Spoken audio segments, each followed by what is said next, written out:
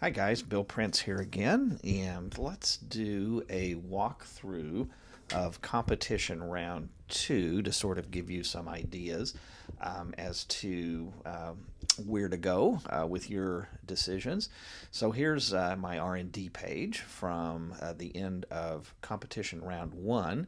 Let's look at our reports again, and I think we had a pretty decent round the last time. Yes, we did, and I think margin, still like to get that a little higher. Sales would be great to get a little bit higher. Stock price, decent change. Not the highest of everybody, but it's okay.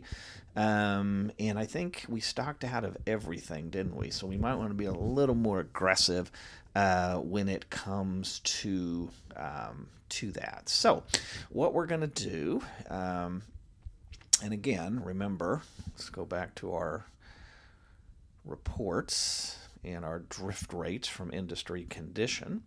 Remember that these are the rates that each segment is going to drift. And remember, one of the strategies that I was going to do was kind of see if I could get most of my products, particularly low and high and traditional, out, before July 1, so I could really get some sales. We are really getting to the point where we're going to start selling an awful lot of low end products because, again, look at that age there. At the end of this round, it's going to be 6.6 years of age, and then when we get into round three, is when we're going to hit that magic 8 or we're going to hit that magic 7 mark, and so we should sell a ton of products at that point. So what I'm going to do is I'm going to start by looking sort of at my drift rate. You'll notice I'm not paying a whole lot of attention to the traditional segment, what the customers want at this point, because we've been selling a lot of products doing it this way. So, but let me just let's go. Remember, it's +7, -7. And I'm not going to do a whole lot, if anything, to my mean time before failure. And let's hit recalculate and see what that looks like. Okay. So that tells me that we're kind of drifting not too far down this way, but that's okay because probably at some point what I'm going to do with Able is let it drift back here to Acre. Acre's going to catch up with it. Able's going to drift back, and then Able will at some point be my new traditional product, and I will probably create a new traditional product, maybe even beginning next round. So we'll see about that. But that comes out a little bit later than I want, so I'm going to change that to 6.6. And do we want to change? Yeah, let's go 13.4 just for grins there and see what we end up with there. Well, that doesn't come out. That still comes out a little later. Oh, well, I think let's try. That'll work. That'll be okay. We'll stick with July at this point. Let's kind of so 6.6 and 13.4. Let's see what our traditional buyers want. Well, let's see, how old is our product? 1.4, a little newer than they want, but that's okay. All right, let's go to our reports, traditional. And so 5.7, 14.3. So again, that's what they wanted at the end of year one. So 6.4 and 15 would sort of be ideal spot for them. And where are we at? 6.4, 6.6, and 13. So I could probably actually go back 6.5, 13.5, and let's see what that does. Yeah, that gets us out to June, so that little lower R&D costs. Yeah, that's pretty good. Again, I am going to do absolutely positively nothing with my traditional or with my low end product because remember, the low end product is age, and any big changes we make or any changes we make at all in our low end is going to cause our product to get newer. So we're going to leave that alone. And then Adam, let's see. Let's go to that. What's our drift rate? Center segment, high end 9.9. So +9 -9. So that would get us to 9.5. And -9 would be what, 10.4, 10.5? Let's see what that looks like. Hit recalc. Okay, so that comes out in August, which is maybe a little later than I want. It's a little older than what people want. I'm gonna see if I can get that out closer to my June date. So I'm gonna go 9-3 and 10-7. Make it a little slower, a little bigger. See what that does. Okay, that gets us right about where we want to go. Okay, I'm good with that. Okay, aft, which is our performance. Let's see what our drift is on that. And again, you guys can save time by sort of charting all this out to begin with. But performance +1 -7. So +1 would be 11.1. -7 would be 14.3. Okay. Calculate that. And that comes out August. A little older than we want, but that's okay. 1.1. So I'm going to make it a little bigger because, again, they're more concerned with the performance than the size. So let's see. So I'm going to make that a little bit bigger, 14.8, let's say. Let's see what that does. Okay, again, that gets us closer to July. Let's see what our aft customers want on performance. Okay. There we go. So 10-4, 15-3. So if we did one, so that would get us to about, what, 11-4 and 14-6. 11-4, yeah, good enough. That's pretty good. Well, and then let's see. Then our size. Let's see what that does. Okay. There we go. Oops, I wanted the other report. Sorry about that. Minus or +7 -1. So let's see. +7 -1.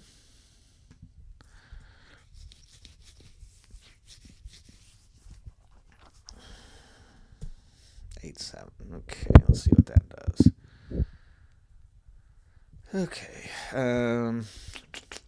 gets us out a little later than we want. Let's try 4-5 and 8-7, and I'm going to keep size the same because that's what they want. So whoops, let's see, 4-5. There we go. Let's see what that does. Okay, that gets us into July. That's okay. And let's see, 4-5, 8-7. And our size people,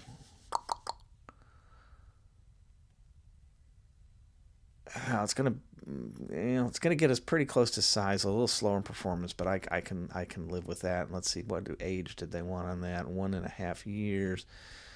1.2. We're okay. So we're pretty good. It'll hit that 1.5 during the course of the round. So good. So I like those numbers. So let's save those. Okay. And then let's move on to our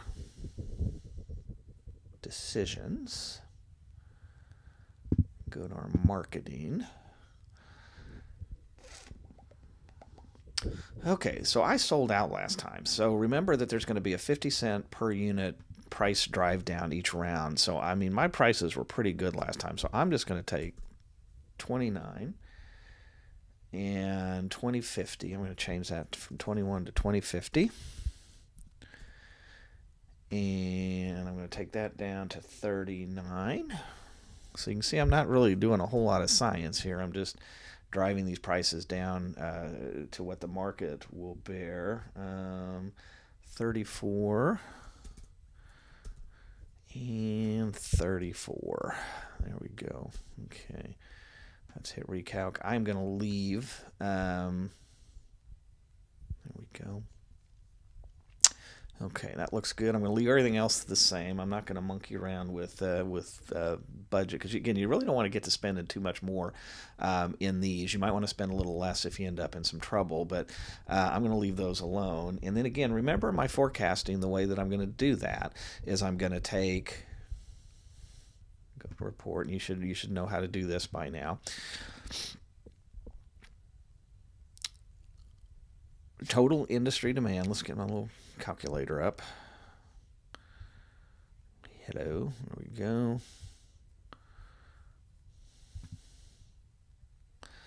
Okay, so we're going to take, remember, total industry demand from this last round, 80.67.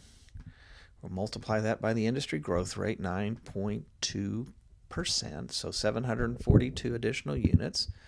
So we're going to take 742 plus 80.67.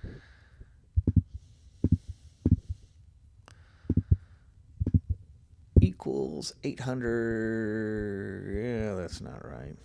Let's try that again. 742 plus 80.67. Maybe that was. Okay, so there's our industry demand for this round that we anticipate, 88.09. And then let's look at our market share. So we actually had about, what was that, about 18, 19%, but our potential market share was, almost 25% of that market. So remember, in terms of forecasting, kind of a low ball would be to multiply 88.09 by 18 or 19%. But remember, we stocked out of everything. So I'm going to multiply that by about 23% and see what happens. So 2026. So I'm going to say we're going to be able to sell 2026. Okay.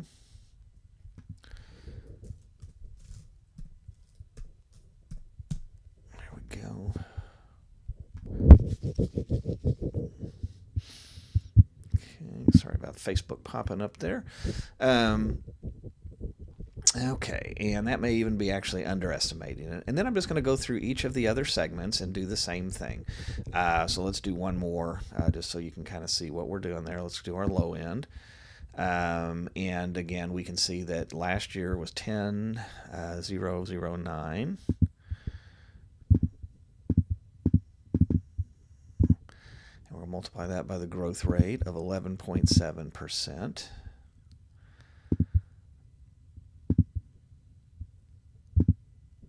So 1171 plus 10,009 equals. And again, look at what we did. So we only sold about 18%, and we could have sold almost 30%. So I'm going to multiply that by 27%. I'm just going to go crazy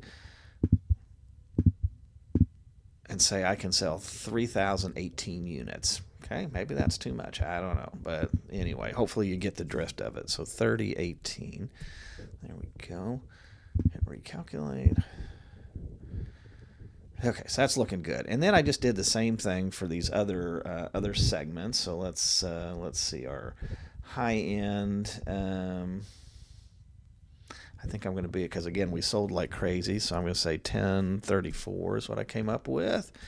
In our performance, 889. And again, all I did was take total industry demand for this last year, multiply that by segment growth rate, add those together, and then multiply that by my market share, or what I think my market share is going to be. And then let's see, Agape, which is my size, it's about 850 there. So okay, let's hit recalc and see what things look like. Okay, pretty good. Gross revenue, those are all looking good. All right, now I'm not going to introduce a new product this year, but I'll probably do that next year. So those numbers are looking good. Let's save those just in case. Okay, and let's go to production. All right, so remember the formula that we did for production, which was the unit sales forecast times 1.2 minus inventory on hand. So that should be the production that we order. So no inventory on hand, so we're going to take 2026. Let's get that up there. There we go, clear that. 2026 times 1.2 equals 2431. Okay, so I think we want to order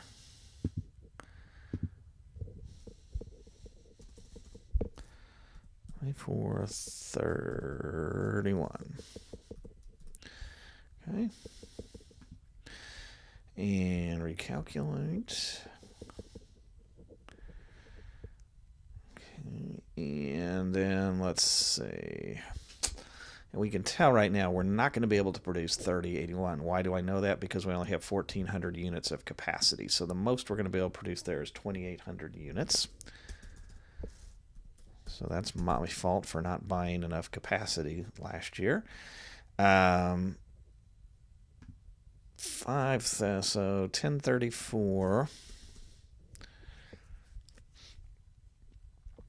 Let's see what that's going to do.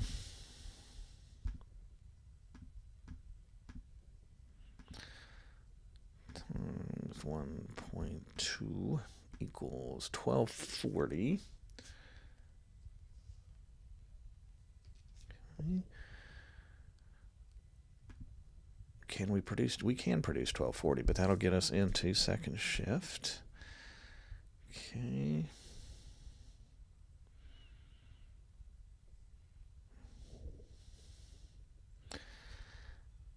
And aft, let's see, 889, we can do that. Yeah, let's see, 889 times 1.2, right? So let's see. Where'd my calculator go? Did I close it?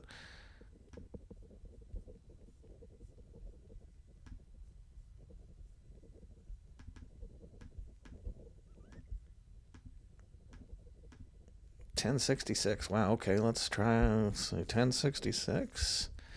Hopefully I'm not overproducing here. We're getting into second shift a lot, so that tells me we don't have enough capacity. And then Agape, 840. Let's see. I'm going to order, I don't know, let's see, 850. I'm going to just go 840 on this one, or 850 on this one. Okay. There we go. Okay, so remember down here what we're trying to do on capacity and automation is we're trying to get these two up to 10 as quickly as possible to get as many robots as opposed to people. And then this year we're going to buy a little capacity. So I'm going to increase this to 8. Get that to 2. Let's see. So get that to 8. We're going to go up to 10 on get this to 10, so we're in good shape for next time. And let's see where that leaves us money-wise. Okay, so we've spent $28 million of our $43 million budget that we have over here. I'm going to buy some capacity because we know we're going to sell a bunch of these. So I'm going to buy 200 units and 100 units because I think that's all I'll be able to afford. Yeah, it's getting pretty close. Let's see what happens. So I buy 200 units here. You can tell my strategy is obviously to work with the low and traditional at this point. That got us too expensive. So let's go back to 100.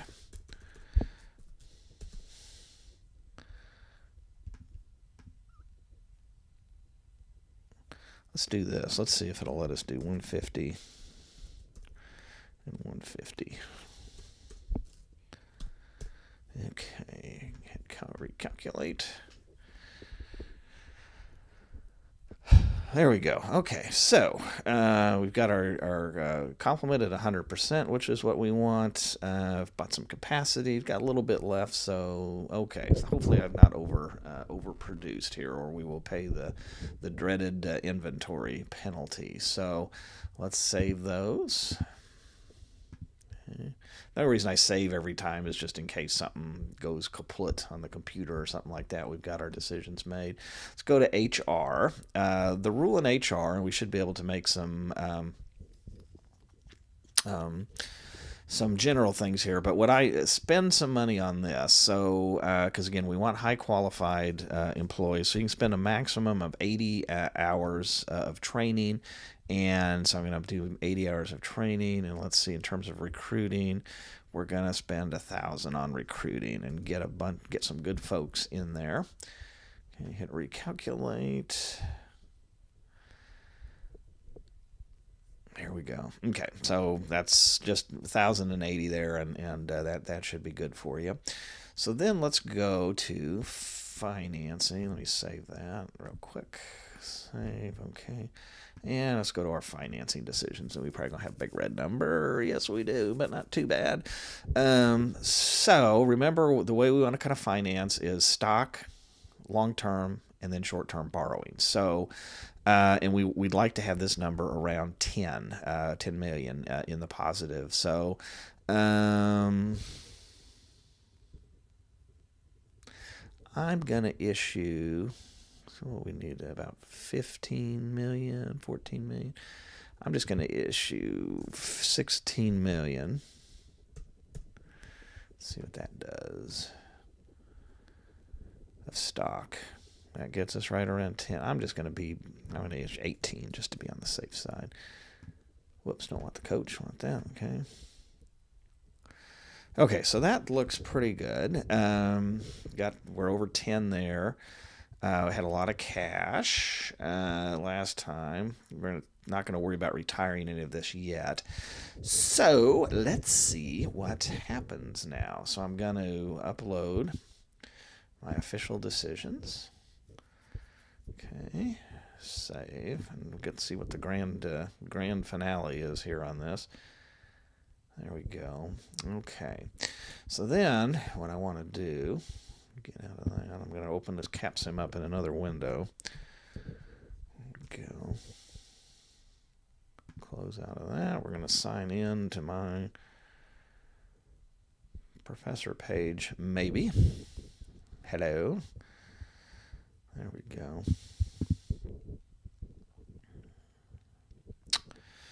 Okay, go there. And we're going to process the round.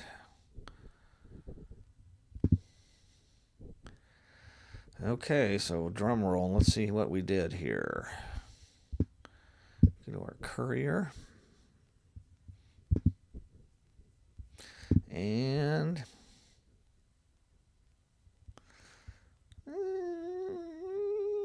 wow, look at that. That looks pretty darn good. Okay. So, our return on sales is great. Asset turnover ratio is excellent. Look at the production I'm getting out of my capacity. Not terribly leveraged. No emergency loans. Great sales, leading the market share on that. And good contribution margin, over 35%, which is where the simulation wants us. Stock price went through the roof. Let's see. Everything looked good. Let's see. Inventory, just a tiny bit. So let's see what we did. Oh, look at that. What's my cash in the bank look like? That's looking pretty good. Yeah, so we under forecast again. We had a little bit extra of Atom left, but that's not too bad. Our high end. So that looks pretty darn good. So there's round two walkthrough. Hopefully, again, some of the formulas will start sticking with you, and you can kind of put through and see how you're going to do as well. So, any questions? Don't hesitate to give me a yell, and we will talk with you again soon. Take care.